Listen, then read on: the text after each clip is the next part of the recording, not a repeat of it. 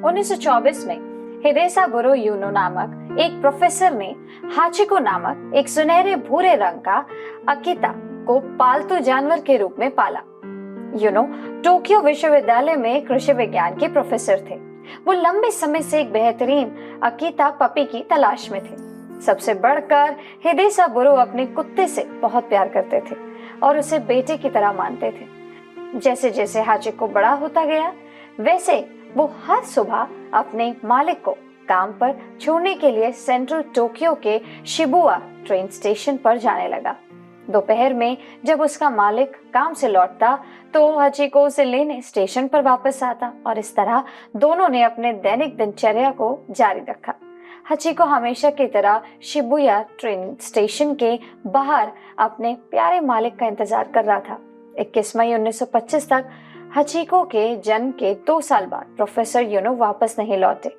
ये पता चला कि यूनो को मस्तिष्क रक्तस्राव हुआ था और काम करते समय अप्रत्याशित रूप से उनकी मृत्यु हो गई और वे कभी भी उस ट्रेन स्टेशन पर नहीं लौटे जहां हाचिको इंतजार कर रही थी। हाचिको यूनो परिवार के एक माली के साथ रहने लगा। अपने 10 साल के लंबे जीवन के दौरान हर दिन हाचिको शिबुया ट्रेन स्टेशन पर इंतजार करता रहा।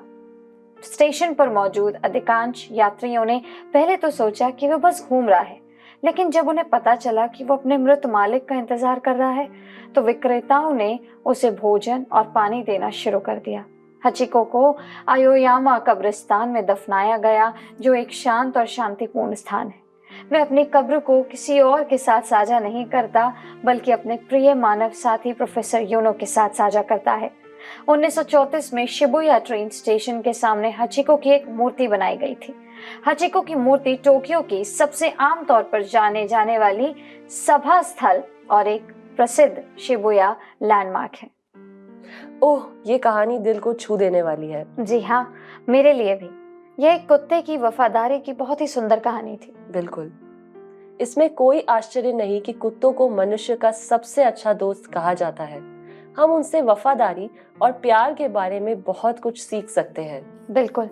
विश्वास योग्य शब्द का अर्थ है स्नेह या निष्ठा में दृढ़ रहना। दृढ़, इसका क्या मतलब है वाणी? इसका ये मतलब है नतान्या कि दृढ़ता से स्थिर रहना। यह शब्द युद्ध से आया है। इसका इस्तेमाल उन योद्धाओं के लिए किया जाता था जो अपनी जमीन पर डटे रहते थे। उन्हें आसानी से भटकाया नहीं जा सकता था, है ना? जी हाँ। तो मूल रूप से जो व्यक्ति विश्वास योग्य होता है, वह अपनी भक्ति, प्रेम और वफादारी में दृढ़ता के साथ स्थिर रहता है। बिल्कुल, हम विश्वास योग्य या निष्ठा शब्द का प्रयोग बहुत ही सामान्य रूप से करते हैं, लेकिन इसका बहुत ही गहरा और शक्तिशाली अर्थ है। मैं सहमत हूँ।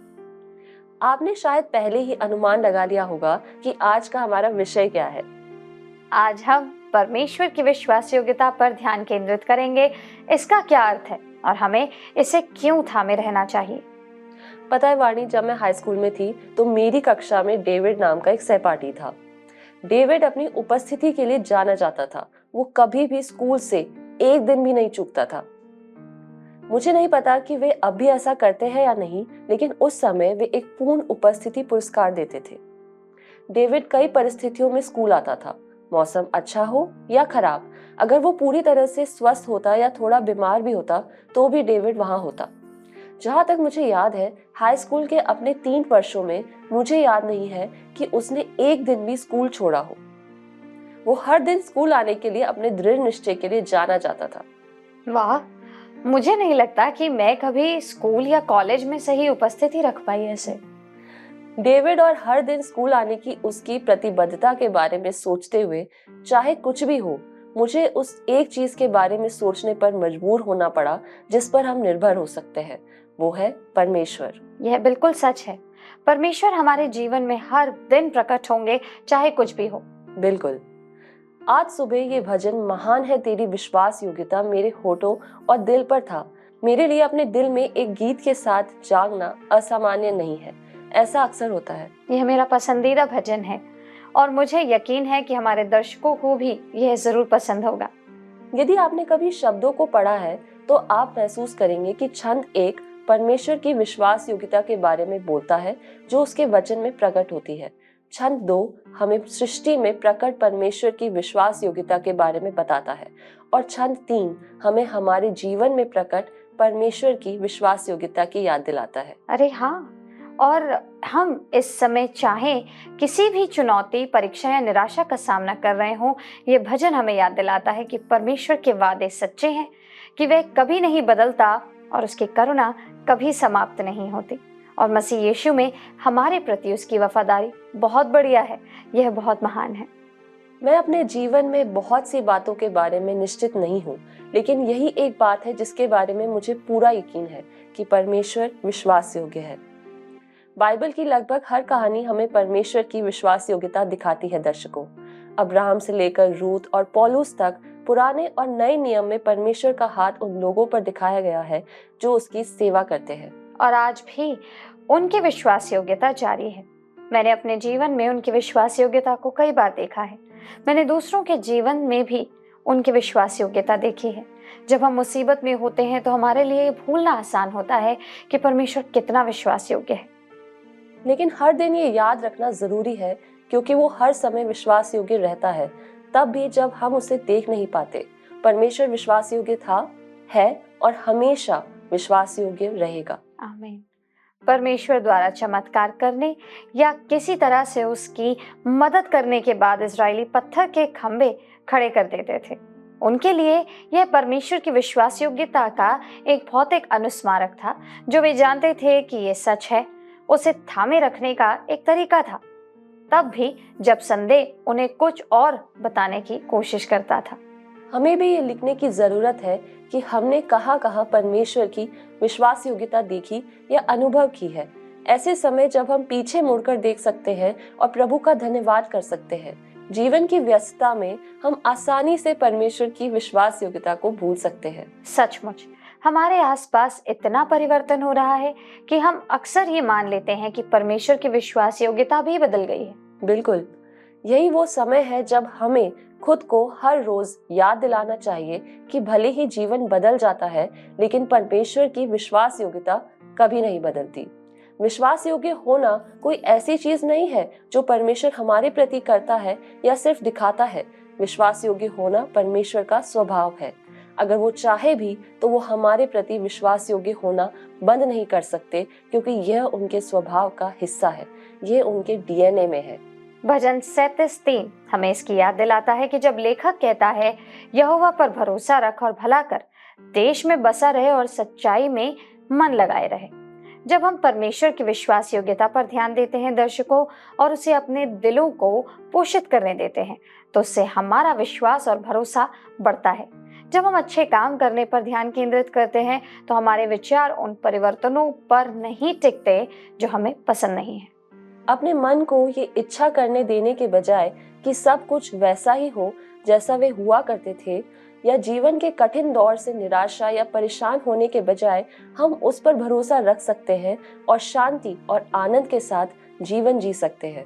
भजन 37:4 में फिर कहा गया है, यहोवा को अपने सुख का मूल जान और वह तेरे मनोरथों को पूरा करेगा।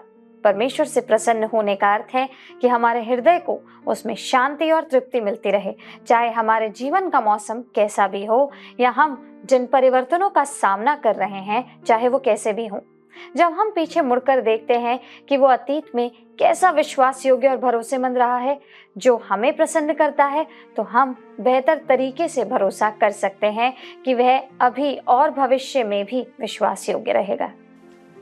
सिराक्योस का राजा एक तानाशाह था। डेमन नामक व्यक्ति को मृत्युदंड की सजा सुनाने के बाद उसने उसे अपनी पत्नी और बच्चों से आखिरी बार मिलने की अनुमति दी।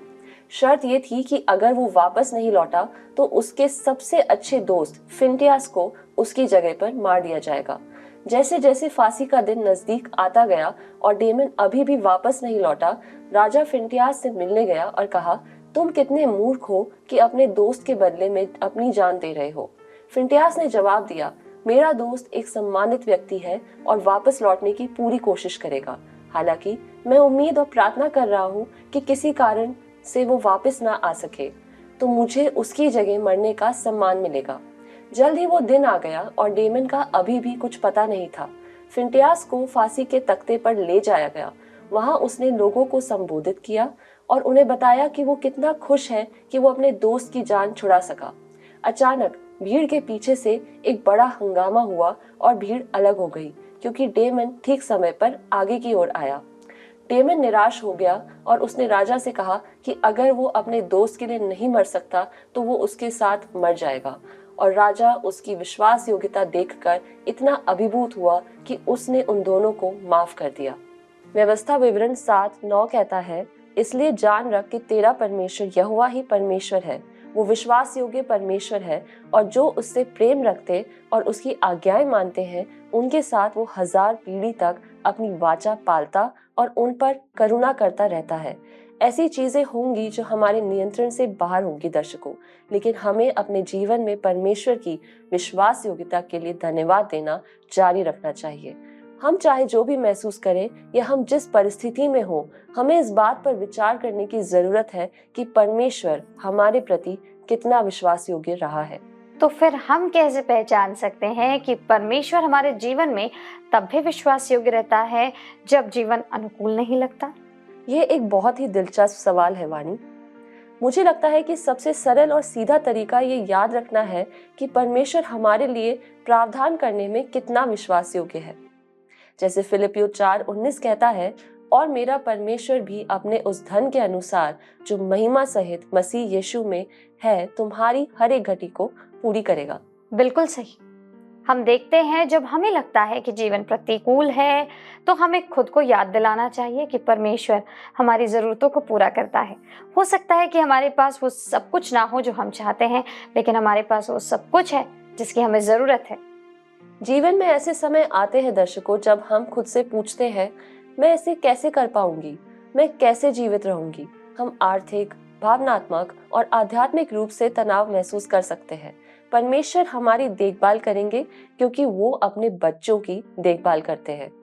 कई बार ऐसा हुआ है जब मुझे यकीन नहीं था कि मैं अपने सारे बिल कैसे चुका पाऊंगी, लेकिन परमेश्वर ने संसाधन मुहैया कराए और रास्ता बनाया। बात यह है दर्शकों कि परमेश्वर के प्रावधान सिर्फ भौतिक संपत्ति तक सीमित नहीं है। वे हमें मानसिक शांति, साहस, नवीनीकरण, दिशा, आराम और आशा भी देते हैं। सबसे बड़ी सीख जो हम सीख सकते हैं वो है प्रार्थना करके, अपनी चिंताओं को उस पर डालकर और समर्पण करके परमेश्वर पर अधिक निर्भर रहना। हमें कम आत्मनिर्भर और परमेश्वर पर अधिक निर्भर होने की आवश्यकता है दर्शकों। जी हाँ, परमेश्वर की विश्वास योग्यता को पहचानने का एक और तरीका फिलिपियों 1:6 में पाया जा सकता है। मुझे इस बात का भरोसा है कि जिसने तुम में अच्छा काम आरंभ किया है वही उसे यीशु मसीह के दिन तक पूरा करेगा। जब हम जीवन की चिंताओं से बोझिल होते हैं तो परमेश्वर हमें ऊपर उठाएगा और प्रोत्साहित करेगा। क्या यह अद्भुत नहीं है? बिल्कुल। जरा कल्पना करें कि जब भी हम हार मानने या व्याकुल महसूस करने लगते हैं तो फिलिपियो 4:13 हमें याद दिलाता है कि जो मुझे सामर्थ देता है उसमें मैं सब कुछ कर सकता हूँ। माताओं के रूप में ऐसे दिन होते हैं जब हमें लगता है कि दिन में सब कुछ करने के लिए पर्याप्त घंटे नहीं हैं। हम अपने बच्चों, परिवारों, काम और शायद सेवकाई में सेवा करने के बीच संतुलन बना रहे हैं। ऐसे क्षणों में जब हम व्याकुल महसूस करते हैं तो परमेश्वर का वचन हमें प्रोत्साहित करता है और हमें यह याद दिलाता है कि प्रत्येक नया दिन परमेश्वर पर अपना भरोसा रखने और अपनी परिस्थितियों को समर्पित करने पर ध्यान केंद्रित करने के लिए फिर से शुरू करने का एक और अवसर है। परमेश्वर हमें मजबूत करने में भी विश्वास योग्य है। 2 कुरिन्थियों 12:9 में परमेश्वर कहता है, मेरा अनुग्रह तेरे लिए बहुत है क्योंकि मेरी सामर्थ निर्बलता में सिद्ध होती है। इसलिए मैं बड़े आनंद से अपनी निर्बलताओं पर घमंड करूंगा कि मसीह की सामर्थ मुझ पर छाया करती रहे। कई बार जीवन हमें बोझ से दबा देता है और हमारी हिम्मत तोड़ देता है। हम सभी ने ऐसे समय का अनुभव किया है जब हम अपनी ताकत खो चुके होते हैं और कमजोर महसूस करते हैं। आपकी कमजोरी में परमेश्वर की सामर्थ सिद्ध होती है। परमेश्वर हमें प्रबल करेगा। कभी कभी जब हमें लगता है कि कोई भी हमें नहीं समझता और हम अकेले हैं तो परमेश्वर हमारे लिए सहायता का एक समुदाय प्रदान करेंगे। हमारा समुदाय एक मित्र, एक छोटा समूह या एक परिवार का सदस्य हो सकता है। परमेश्वर लोगों के विभिन्न समूहों के माध्यम से बोलते हैं और प्रोत्साहित करते हैं। उत्थान करते हैं और हमें याद दिलाते हैं कि हम अकेले नहीं हैं। पुराने नियम की दूसरे राजाओं की पुस्तक में हम इज़राइल के लिए परमेश्वर के एक भविष्यवक्ता एलीशा के बारे में पढ़ सकते हैं। एलीशा ने कार्मेल पर्वत में और उसके आसपास इज़राइल के मैदानों के पश्चिमी किनारे पर एक उपजाऊ कृषि घाटी में सेवा की। कार्मेल पर्वत से लगभग 20 मील दूर इस घाटी में एक महिला अपने पति के साथ शूनेम नामक एक छोटे से गांव में रहती थी। उसका घर नासरत से बहुत दूर नहीं था, जहां सदियों बाद यीशु बड़े हुए थे। इस शूनेमिन महिला और उसके पति ने परमेश्वर पर भरोसा किया और उसके प्रति विश्वास योग्य बने रहने का फैसला किया। भले ही वो कई इजरायलियों से घिरे हुए थे जिन्होंने अपने परमेश्वर के बजाय दूसरे ईश्वर की उपासना करना चुना था, परमेश्वर ने शूनेमिन परिवार के विश्वास का सम्मान एलीशा के द्वारा उन्हें परमेश्वर के वचन का जवाब देने का अवसर देकर दिया। जब भी एलीशा उनके शहर में आए, उन्होंने एलीशा की मेजबानी के लिए एक विशेष कमरा भी बनाया।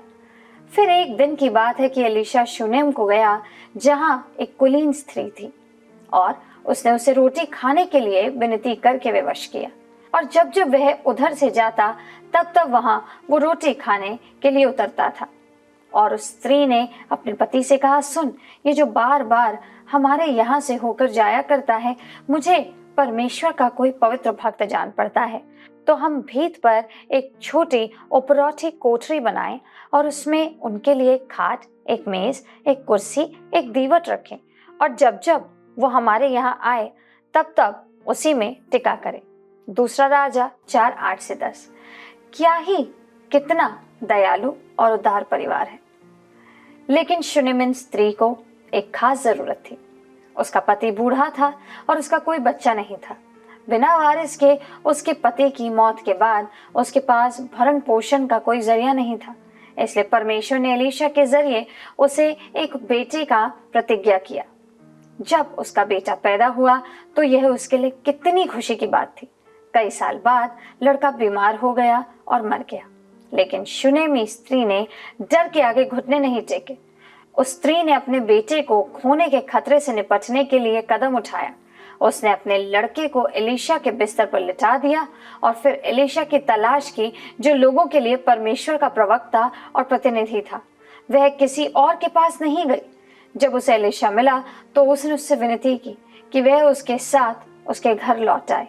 एलीशा ने प्रार्थना की और प्रभु ने लड़के को चंगा कर दिया। कुछ और साल बाद परमेश्वर ने एलीशा के जरिए शूनेमी स्त्री को संदेश भेजकर अपनी विश्वास योग्यता दिखाई। इस बार यह सलाह थी कि अकाल से पहले उसे क्या कदम उठाने चाहिए। अब एलीशा ने उस स्त्री से, जिसके बेटे को उसने जलाया था, कहा, अपने घराने समेत यहाँ से जाकर जहाँ कहीं तू रह सके वहां रहे, क्योंकि यहोवा की इच्छा है कि अकाल पड़े और वह इस देश में 7 वर्ष तक बना रहेगा। परमेश्वर के भक्त के इस वचन के अनुसार वह स्त्री अपने घराने समेत पलिश्तियों के देश में जाकर 7 वर्ष रही। दूसरा राजा 8:1-2।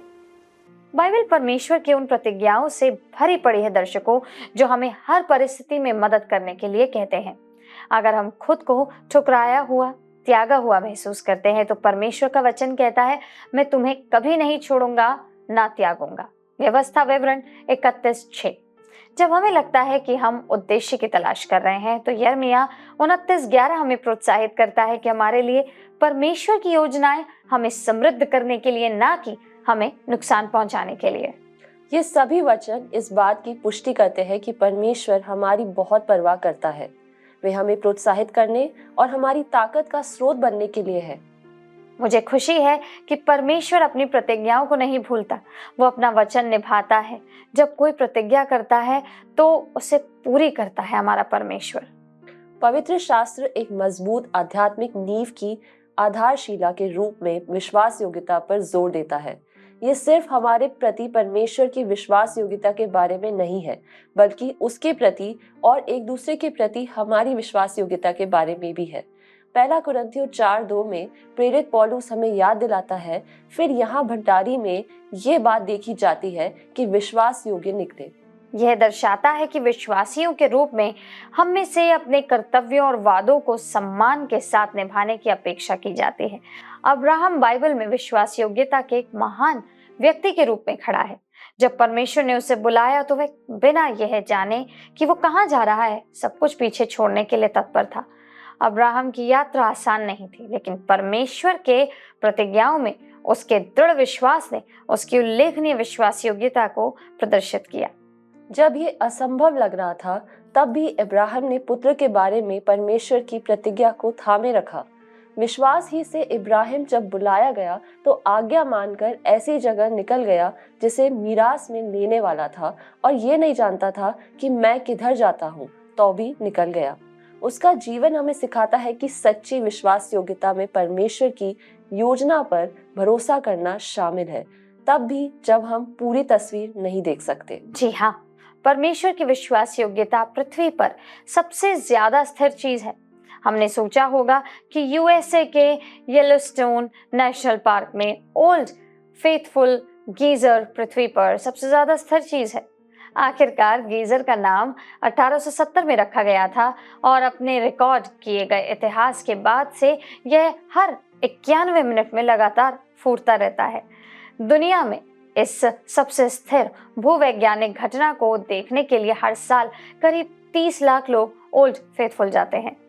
लेकिन परमेश्वर की विश्वास योग्यता कितनी सुसंगत है। शास्त्र भजन 85 8 से 11 में बताता है, मैं कान लगाए रहूंगा कि ईश्वर यहोवा क्या कहता है। वो तो अपनी प्रजा से जो उसके भक्त हैं शांति की बातें कहेगा, परंतु वे फिर से मूर्खता न करने लगे। निश्चय उसके डरवैयों के उद्धार का समय निकट है। तब हमारे देश में महिमा का निवास होगा।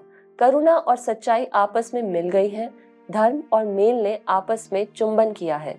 पृथ्वी में से सच्चाई उगती और स्वर्ग से धर्म झुकता है। जबकि परमेश्वर हमेशा विश्वास योग्य रहता है, वो हमसे भी अपेक्षा करता है कि हम उसके प्रति विश्वास योग्य रहें। हमारे प्रभु के प्रति विश्वास योग्य सेवा निरंतर और शक्तिशाली मात्रा में परमेश्वर की शांति लाती है। केवल परमेश्वर ही इस तरह की शांति दे सकता है।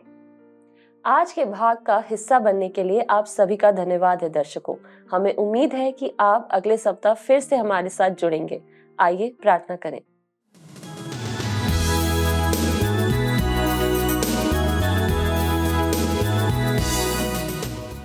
आइए प्रार्थना करें। अत्यंत महान, करुणामय और अनुग्रहकारी पिता परमेश्वर, आज के सुंदर कार्यक्रम के लिए आपका धन्यवाद देते हैं पिता, जब आपने अपने वचन में से हमें सिखाया और पढ़ाया। आज हम प्रार्थना करते हैं पिता हमारे साथ मौजूद तमाम दर्शकों के लिए कि जो भी हमने वचन में से पढ़ा है आपकी विश्वास योग्यता के बारे में, जैसा कि फिलिपियों में लिखा है कि मैं अपने परमेश्वर के सामर्थ से सब कुछ कर सकता हूँ, वैसे ही होने दीजिए पिता कि आपकी सामर्थ और आपकी विश्वास योग्यता हमारे जीवन में, हमारी हर परिस्थितियों में हमारे साथ रहे। पिता परमेश्वर, मैं मांगती हूँ जब भी हम कोई ऐसी परिस्थिति में होते हैं या किसी मुश्किल समय में होते हैं, तो होने दीजिए कि हमारा विश्वास पूर्ण रूप से अपने पर नहीं किंतु सिर्फ आपके ऊपर होने वाला हो सके, कि आप हमें उस परिस्थिति में से बाहर ज़रूर निकालेंगे। जैसा कि आपके वचन हमें आपकी विश्वास योग्यता के प्रतीक देता है, वैसे ही होने दीजिए पिता परमेश्वर कि हम भी हमारे जीवन में आपके लिए विश्वास योग्य बनने वाले हो सके। मैं इस तमाम कार्यक्रम को आपके हाथ में सौंपती हूँ। होने दीजिए पिता परमेश्वर कि जो भी हम आज सीखे वो हम अपने जीवन में उतारने वाले हो सके। इस दुआ को हमारे उद्धारकर्ता प्रभु यीशु मसीह के नाम से मांगते हैं, आमीन।